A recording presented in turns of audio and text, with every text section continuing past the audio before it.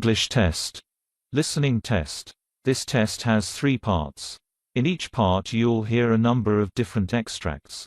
At the start of each extract, you'll hear this sound. You'll have time to read the questions before you hear each extract, and you'll hear each extract once only. Complete your answers as you listen. At the end of the test, you'll have 2 minutes to check your answers. Part A. In this part of the test, you'll hear 2 different extracts. In each extract, a health professional is talking to a patient. For questions 1 to 24, complete the notes with information you hear. Now, look at the notes for Extract 1. Extract 1. Questions 1 to 12. You hear a physician talking to a patient called Mr. Kevin Chamberlain. For questions 1 to 12, complete the notes with a word or short phrase. You now have 30 seconds to look at the notes.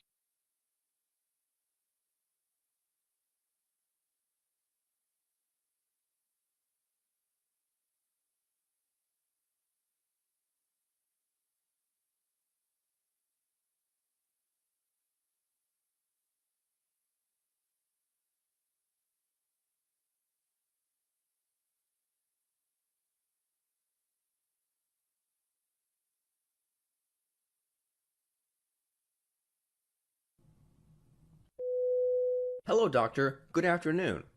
Good afternoon. May I know your problem? Well, doctor, I am a patient with coronary artery disease and peripheral vascular disease with prior stent-supported angioplasty. I'm having a persistent cough for the past 2 weeks and some shortness of breath. I was also treated for pneumonia. Do you feel any chest pain, pressure, or heaviness in chest? No, doctor. What's your age? 60, doctor.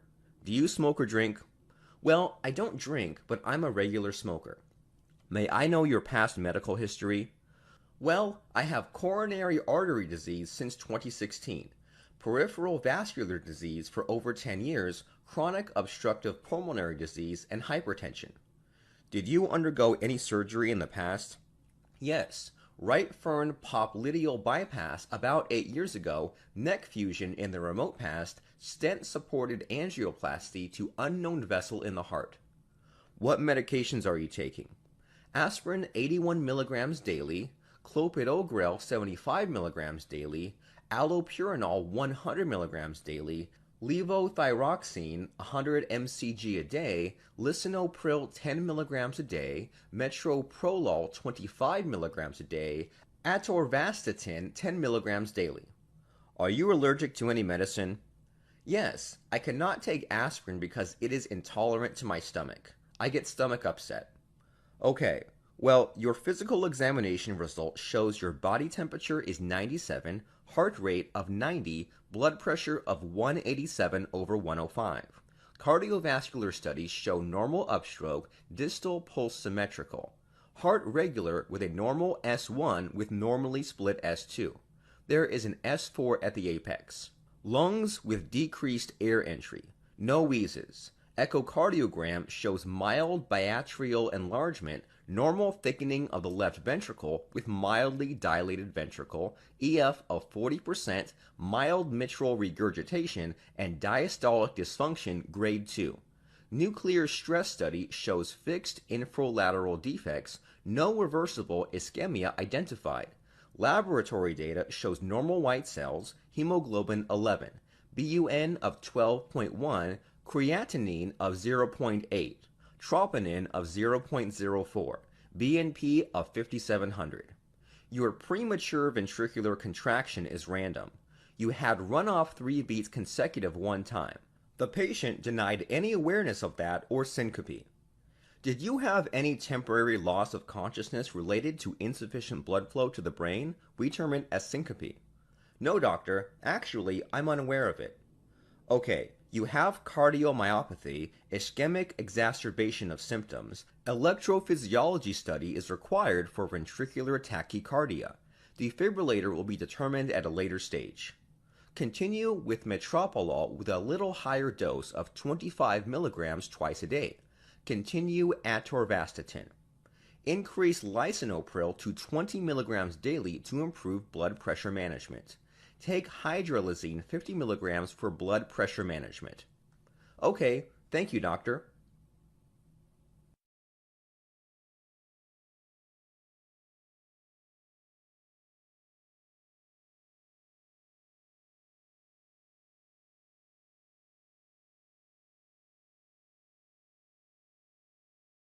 Extract 2. Questions 13 to 24. You hear an obstetrician talking to a patient called Vanessa Gordon. For questions 13 to 24, complete the notes with a word or short phrase. You now have 30 seconds to look at the notes.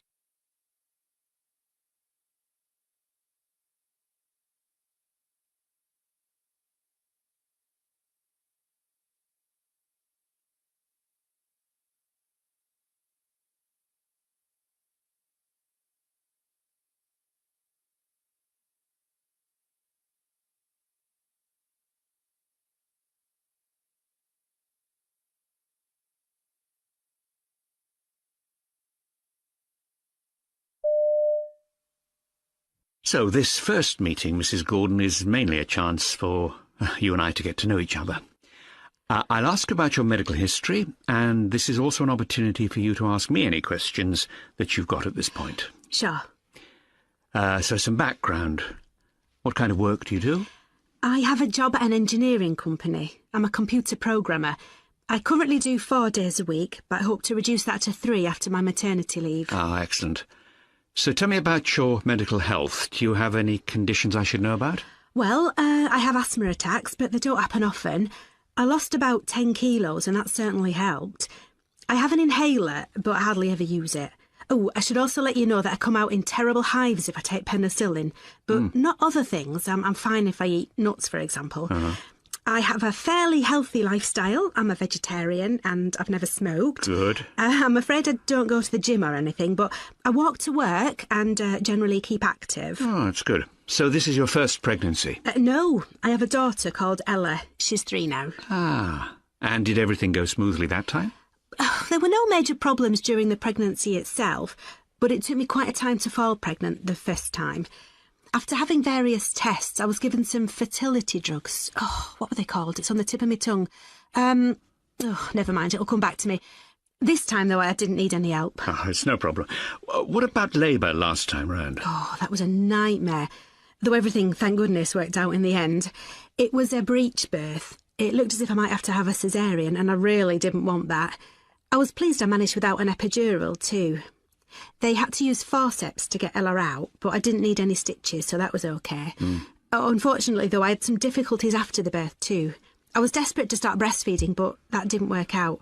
At least not until I was given some guidance by the midwife. OK. So can I ask you about the baby's father? Sure. That's my husband, Paul. There's something in his family history that I should tell you about, I think. His grandfather and father both had epilepsy, though he hasn't developed it himself. I'm not sure if that means his children have a greater chance of having it or not. Oh, also, he has a child from his first marriage, and she has Down syndrome, so he gets a bit anxious when I'm pregnant. Oh, well, that's understandable, of course. We can discuss various testing options if you like. You might want to consider amniocentesis, for example.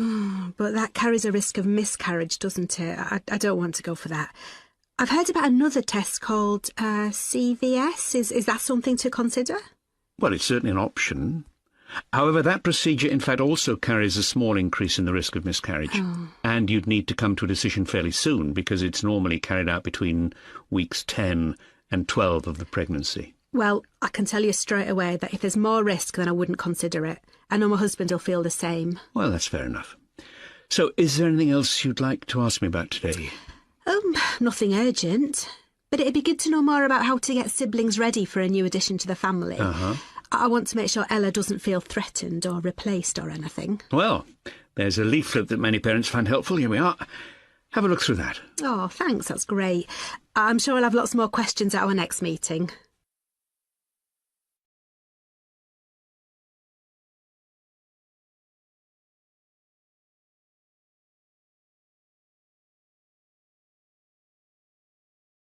Now look at Part B. Part B. In this part of the test, you'll hear 6 different extracts. In each extract, you'll hear people talking in a different healthcare setting. For questions 25 to 30, choose the answer A, B or C which fits best according to what you hear. You'll have time to read each question before you listen. Complete your answers as you listen. Now look at question 25. You hear a pharmacist talking to a patient. Now read the question.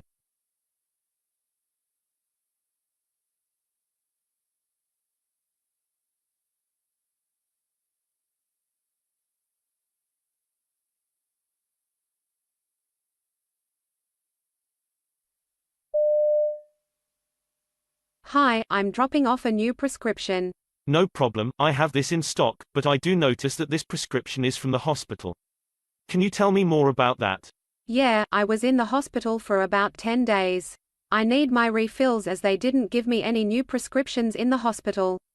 I did have auto refills for you in the pharmacy. Unfortunately, I had to return it to stock since you weren't able to pick them up.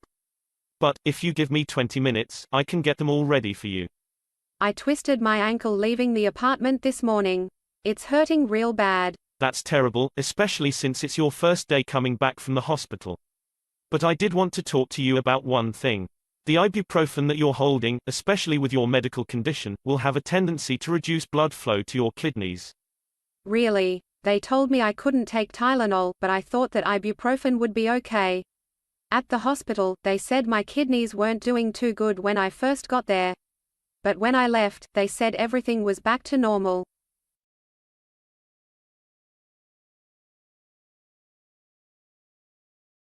Question 26. You hear a discussion between a nurse and a physician explaining about Nipah virus. Now read the question.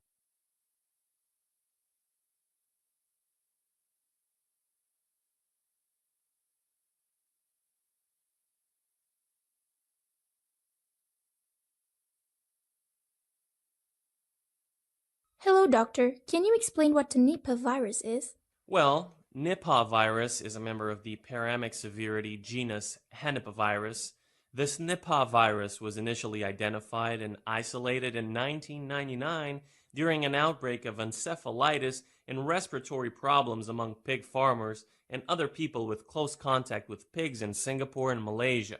The name of the virus originated from Sungai Nipah, a village in Malaysia where pig farmers became sick with encephalitis. Initially, the disease was linked with Hendra virus, emerged from bats, but was quickly singled out for investigation, and flying foxes of the genus were subsequently identified as the reservoir for the Nipah virus. Question 27. You hear a radiographer talking to a patient about her MRI scan. Now read the question.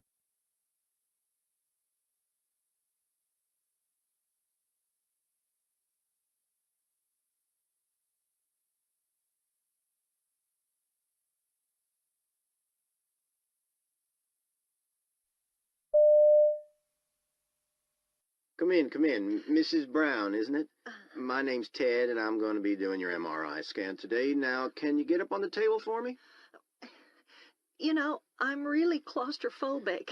Well, this is a new piece of equipment. The diameter is much larger, so it should make it a little more comfortable for you. You'll also have this call bell, so if you need me at any point during the test, you squeeze that, okay? Okay. Now, your scan's only going to take about 15 minutes. Are you okay with that? I am. Okay, let's get started then.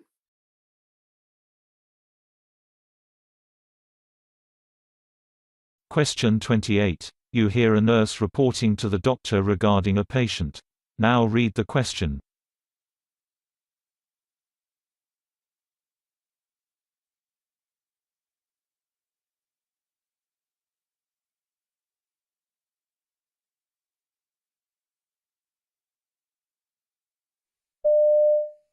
Hi, Dr. Walker. Yes, this is Carolyn Hall. I'm calling concerning Virginia Woolf in 347B. She's a para 1, gravida 1, and she has a massive amount of bleeding that saturated her bed and is pooling on the floor. Yes, and right now she's unresponsive and her blood pressure is 86/40. Her heart rate is 122, her respirations is 12, and her O2 sat is 90% on room air. Yes, she had an uncomplicated vaginal delivery this morning, and we gave her some Percocet and Ambien about 90 minutes ago. She has a saline lock on in her right arm, and it looks like a hemorrhage, and I think you should come and assess the patient.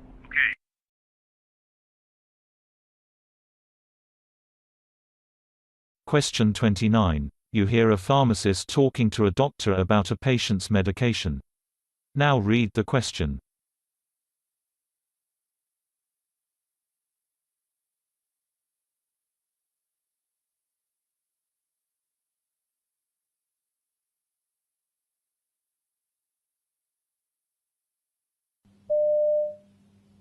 Sorry to bother you, Dr. Anderson. I just wanted a quick word about Mrs. Campbell's prescription.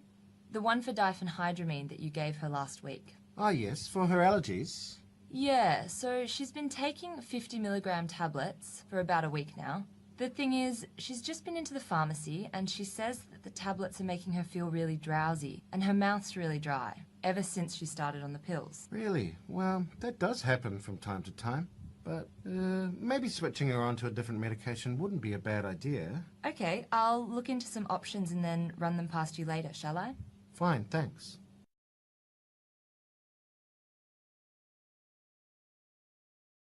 Question 30. You hear two doctors doing an activity at a staff training day. Now read the question.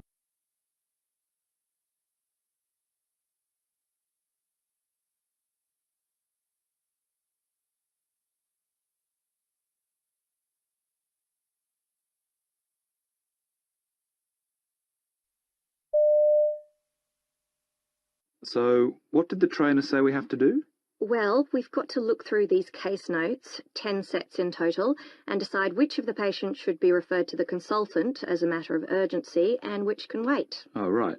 And did I hear him say there's a limited number you can refer? Not exactly. He said that we should put them in rank order according to the severity of the symptoms and other factors evident from the case notes.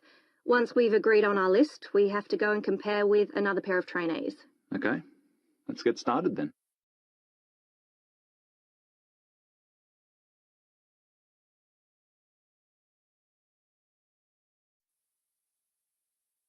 That is the end of Part B. Now look at Part C.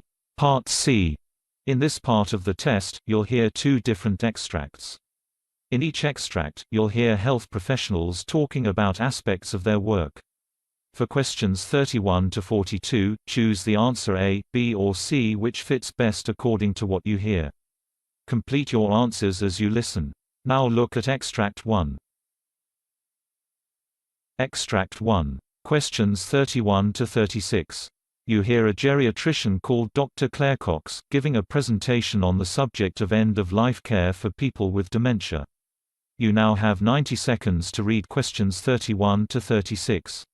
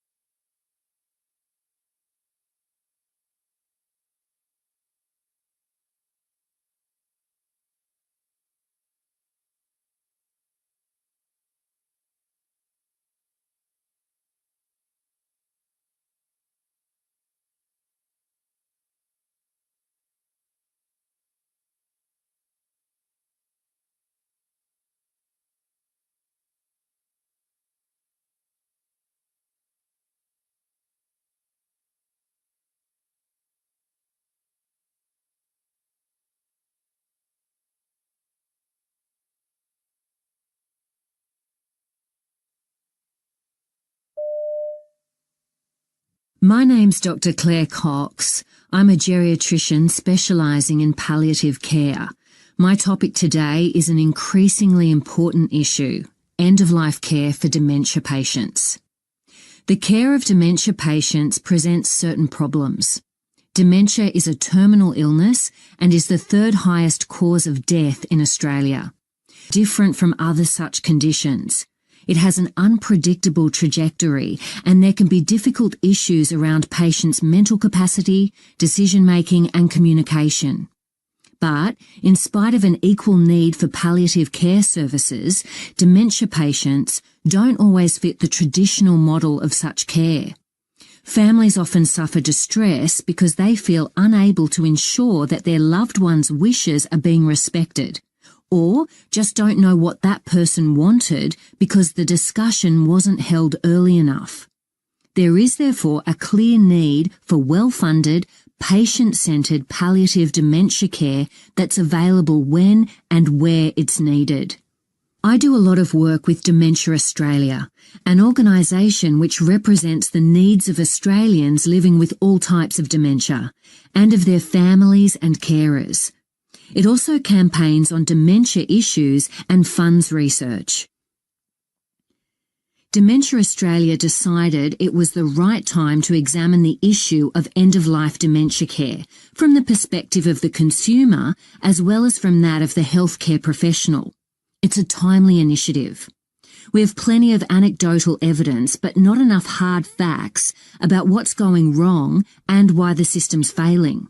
But the current situation isn't all bad. Despite the issues I've mentioned, I've heard some wonderful examples of how it has made a big difference to people's lives. Things can obviously go badly wrong if this isn't handled well. But in the right circumstances, people with dementia can reach the end of their lives peacefully and with dignity. Dementia Australia commissioned researchers to conduct a survey on the end-of-life issues affecting dementia patients. The survey covered both care professionals, that's doctors, nurses and others working with dementia patients, as well as family member carers. The interest was overwhelming with more than 1,000 responses from around Australia. But what do the results tell us? Well, the initial results confirmed what we've heard about access to appropriate end-of-life care. It was obvious immediately that there was a between the perceptions of care professionals and family member carers about end-of-life dementia care. For instance, while 58% of family member carers said that they didn't have access to palliative care specialists and 68% didn't have access to hospices, 3/4 of care professionals indicated that people with dementia in their area do in fact have access to palliative care. This begs the question of whether consumers, that is patients and family member carers, might not be aware of services that are available. Another notable finding of the survey was that care professionals often lack knowledge of the legal issues surrounding end-of-life care. Some reports indicate that care professionals are at times reluctant to use pain medications, such as morphine, because of concerns about hastening a patient's death. However, access to appropriate pain relief is considered to be a fundamental human right, even if death is earlier as a secondary effect of medication. Our survey found that 27% of care professionals were unsure about this, or didn't believe that patients are legally entitled to adequate pain control, if it might hasten death. So perhaps it isn't surprising then that 1/4 of former family member carers felt that pain wasn't adequate. This lack of awareness extends beyond pain management. The statistics on refusing treatment were particular. Almost 1/3 of care professionals were unaware that people have the right to refuse food and hydration, and 1 in 10 also thought refusal of antibiotics wasn't an option for patients in end-of-life care. How can we ever achieve consumer empowerment and consumer-directed care if the professionals are so ill-informed? There's a clear need for greater information and training on patients' rights. Yet over 1/3 of care professionals said they hadn't received any such training at all. It's obvious that end-of-life care planning is desirable. Discussing and documenting preferences is clearly the best way of minimising the burden of decision-making on carers and ensuring patients' wishes are respected. Advanced care planning is essentially an insurance policy. that helps to protect our patients in case they lose their decision-making capacity. Even though a patient might believe that loved ones will have their best interests at heart, the evidence shows that such people aren't that good at knowing what decisions those they love would make on complex matters such as infection control and hydration. So before I go on to...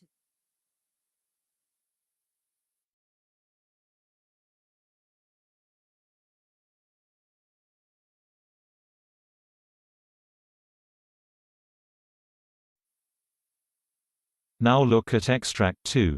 Extract 2, questions 37 to 42. You hear the lecture given by a Dr. Aaron Broderick on the topic blood type classifications. You now have 90 seconds to read questions 37 to 42.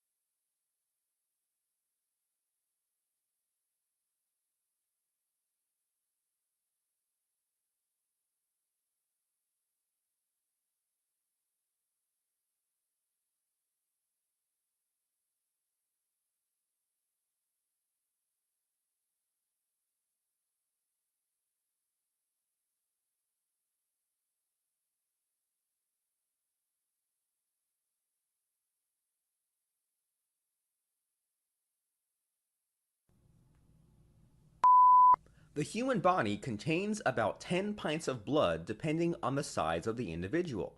However, the blood composition is not the same in each individual. This is what makes the different blood types. The best method of grouping of blood is the ABO system, although there are other groups. Within the ABO group, there are 4 major categories that are divided into 8 common blood types: A, B, O, and AB. Blood consists of cells and a yellow liquid known as plasma. The group of blood depends on what each part of the blood contains.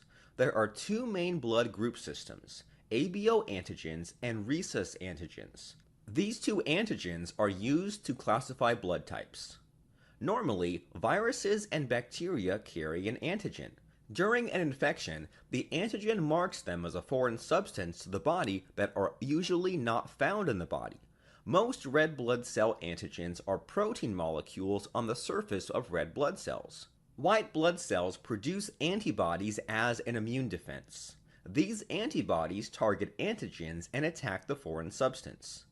Cross-matching of blood types is very crucial because if a patient receives red blood cells with antigens that is not present in his body, then it will reject and attack the new red blood cells.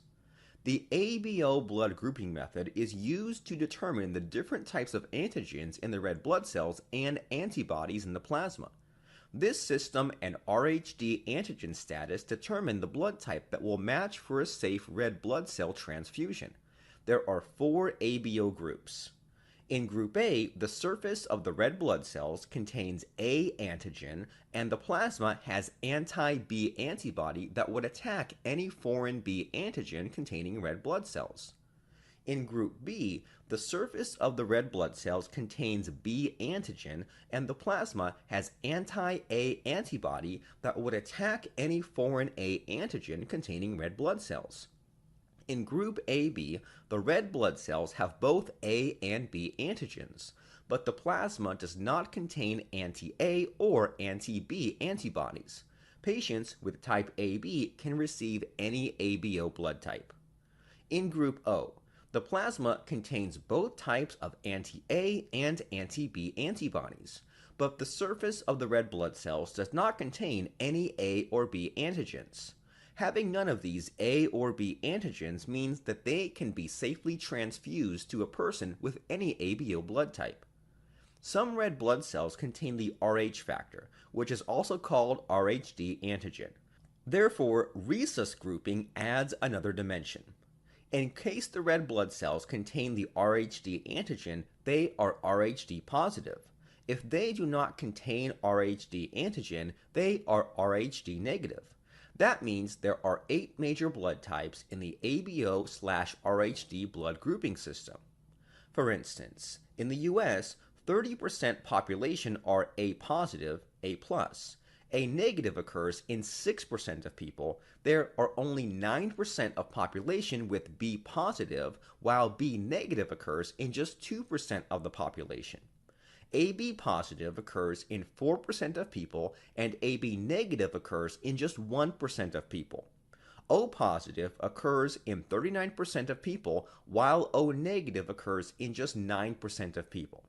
About 82% of the US population has Rhd positive blood. O negative blood contains neither A or B or Rhd antigens. Therefore, these red blood cells can be transfused to nearly all patients of any blood type. Group O negative is considered as the universal donor type. On the other hand, AB positive blood contains no anti-A or anti-B or Rhd antibodies. Therefore, patients with this blood type can receive nearly any type of red blood cell transfusion. This type is referred to as the universal recipient type. In case a patient with group B antigen receives red blood cells from a person with group A antigen, their body will reject the transfusion. This is because patients with B antigen on their red blood cells have anti-A antibody in their plasma. The anti-A antibody in the plasma then attacks and destroys the A antigen donor red blood cells. During pregnancy, a mother may have a different Rhd type to the fetus, as the fetus can inherit a different blood group from the genes of the father. Therefore, a risk is involved if the mother is Rhd negative and the fetus is Rhd positive. A small amount of red blood cells from the fetus can enter the mother's bloodstream, resulting in creation of anti-Rhd antibody in the plasma by the mother, which is known as sensitization. A problem will arise if this antibody then detects the foreign antigen in the blood cells of the fetus, and if they attack the red blood cells of the fetus as a defense mechanism, which can result in severe jaundice and brain damage if undetected. Therefore, an injection of anti-D immunoglobulin G helps to prevent the production of this antibody in the mother and decrease the impact of a sensitizing event on the fetus. Anti-D immunoglobulin G dosing is usually given at 24 weeks of the pregnancy and at times an additional dose during 34 weeks of pregnancy. The effect of anti-D immunoglobulin G lasts up to 12 weeks. During blood test procedure, the patient's blood will be mixed with a variety of serum samples. Each serum sample consists of a different blood type, with the clotting agent removed. Then, the reaction of the blood sample of the patient with the serum sample will be monitored. The antibodies in the serum will cause a different reaction in each one. For instance, if a reaction occurs when the blood sample is mixed with the serum consisting of blood type A, which contains anti-B antibody, the unknown blood type of the patient must be type B.